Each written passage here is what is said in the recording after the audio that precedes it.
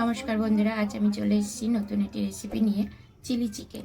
আপনাদেরকে আমি আলাদাভাবে আজকে চিলি চিকেন দেখাবো। আমার রেসিপিটা প্রথম থেকে শেষ অবধি দেখতে থাকুন।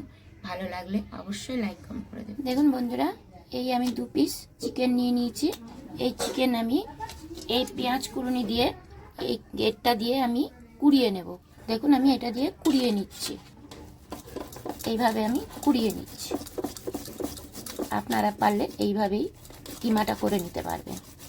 সুন্দর গ্রেট হয়ে গেছে। যা যা উপকরণ দেওয়া আমি দিয়ে দিই। প্রথমে দিচ্ছি নুন, গোলমরিচ, রসুন বাটা, পেঁয়াজ কুচি, কাঁচা লঙ্কা কুচি, আদা বাটা, কাশ্মীরি লঙ্কা, ময়দা, কর্নফ্লাওয়ার, সামান্য একটু সস দিয়ে দিচ্ছি, সামান্য একটু সোয়া সস দিয়ে দিচ্ছি, চিলি সস দিয়ে দিচ্ছি, ডিম ফাটিয়ে দিচ্ছি।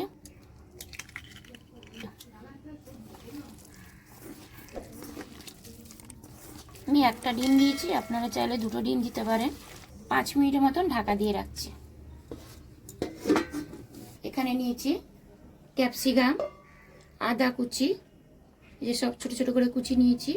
ক্যাপসিকাম এইভাবে কেটে নিয়েছি, রসুন কুচি করে কেটে নিয়েছি, পেঁয়াজ কুচি করে কেটে নিই, এমনি ডুমু ডুমু করে কেটেছি, পাপড়ির মতন কেটেছি। আপনারা যেভাবে হোক কেটে নিতে পারবেন।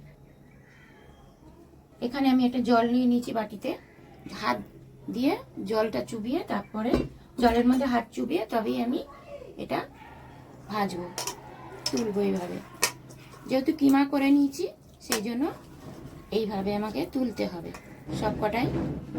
এই দেখুন, এইভাবে হাতে জল না দিলে ভালোভাবে উঠবে না বা ভালোভাবে তৈরি হবে না, তার জন্য আমি জল লাগিয়ে নিচ্ছি। জলটা না লাগালে হাতের মধ্যে লেগে লেগে যাবে। এবার আমার তেল গরম হয়ে গেছে, আমি এক এক করে ছেড়ে দিচ্ছি।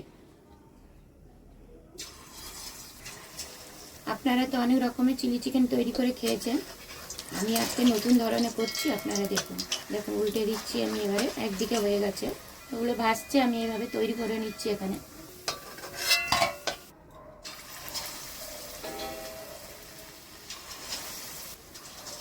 একদিকে ভাজা হয়ে গেছে, আমি উল্টে দিচ্ছি আবারও। প্রথমে দিয়ে দিচ্ছি গরম মশলা, দারচিনি, এলাচ, পেঁয়াজগুলো কুচি করে রেখেছিলাম সেগুলো দিচ্ছি। পেঁয়াজটা একটু ভাজা ভাজা হয়ে গেছে, এবারে আমি ক্যাপসিকাম দিয়ে দিচ্ছি। ভালো করে ভেজে নেব, পিস পিস করে কেটে নিতে পারবেন। এই দেখুন, এইভাবে পিস পিস করে আপনারা করে নিতে পারবেন।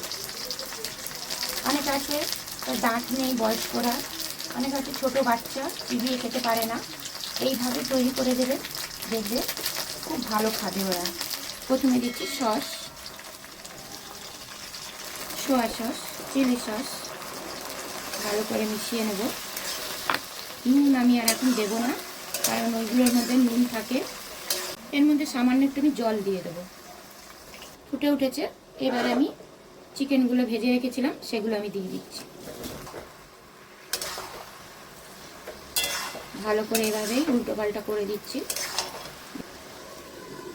দেখুন 10 মিনিট হয়ে গেছে, আমি চলে এসেছি। চিলি চিকেন দারুণ সেন্ট বেরোচ্ছে। এই দেখুন সুন্দর কালার। এবারে আমি কর্নফ্লাওয়ার দিয়ে দিচ্ছি।